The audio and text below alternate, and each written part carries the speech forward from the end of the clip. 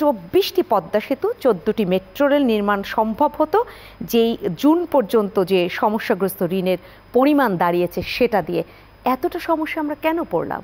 যে নীতি অনুসরণ করে ব্যাংকিং সেক্টর পরিচালিত হওয়া দরকার সেটার প্রতিফলন সেখানে ঘটেনি।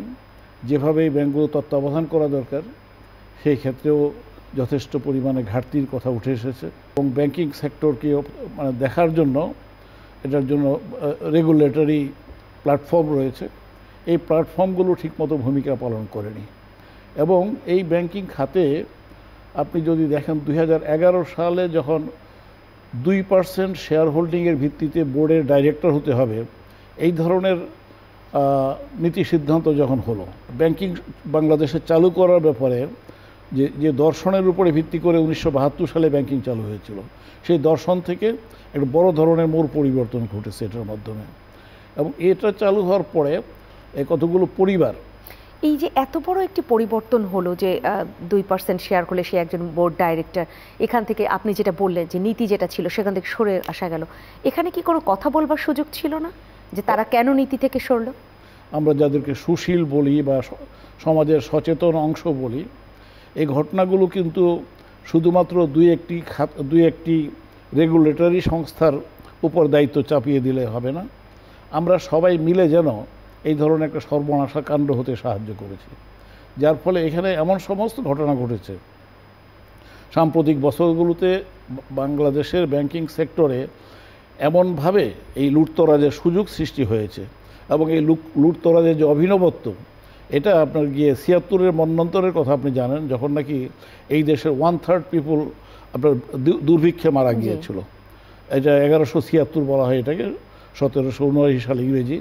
ওই সময় যে দুর্বৃত্তায়নের ফলে তখনকার এই দুর্ভিক্ষের সৃষ্টি হয়েছিল, তার চাইতেও ব্যবসায়ের নিষ্ঠুর নীতি অনুসরণ করা হয়েছে ব্যবসায়ের নামে আমাদের এই ব্যাংকিং খাতে, যেটা ব্যাংকিং খাতকে ম্যানেজমেন্টের সর্বোচ্চ একটা প্রক্রিয়ার মধ্য দিয়ে ব্যাংকিং খাত পরিচালিত হয়, কিন্তু সেখানে সেই ম্যানেজমেন্ট অকার্যকর হয়েছে এবং কিছু সংখ্যক ব্যক্তি তাদের হাত এতটাই লম্বা হয়েছে, তারা সব জায়গায় তাদের হাত চলে গেছে, সব কিছুকে তারা কন্ট্রোল করতে সক্ষম হয়েছেন, রাষ্ট্রযন্ত্রকে তারা নিয়ন্ত্রণ করেছেন।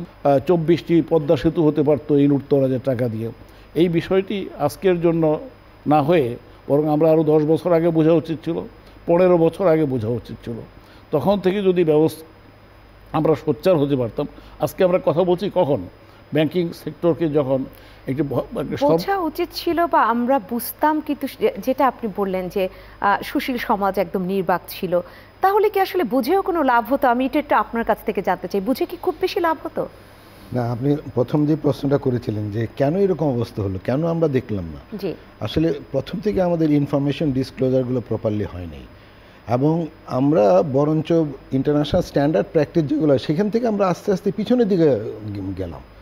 এই যে হঠাৎ করে কয়েকদিন আগে আমাদের গভর্নমেন্ট বা আমাদের সেন্ট্রাল ব্যাংক বললো যে এখন থেকে ফ্রম নাও অন আমাদের লোন ক্লাসিফিকেশন হবে ইন্টারন্যাশনাল স্ট্যান্ডার্ড প্র্যাকটিস অনুযায়ী, আপনার 3 মান্থস পরেই লোনগুলো ক্লাসিফাইড হয়ে যাবে, তাই না?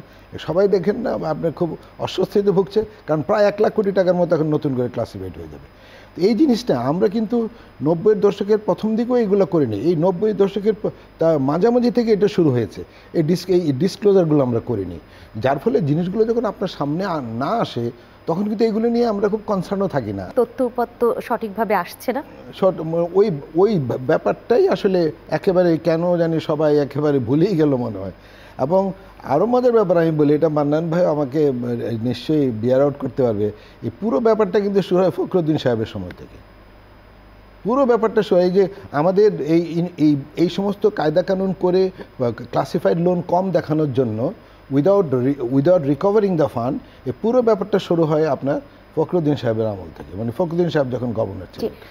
তারপরে থেকে দেখেন ধীরে ধীরে ধীরে ধীরে কিন্তু আপনি এগুলো কিন্তু আপনার মানে আসলে ইন্টারন্যাশনাল স্ট্যান্ডার্ড প্র্যাকটিস থেকে আমরা দূরে সরে আসছি। এখন তো ইন্টারন্যাশনাল স্ট্যান্ডার্ড প্র্যাকটিস ধারে কাছে নেই।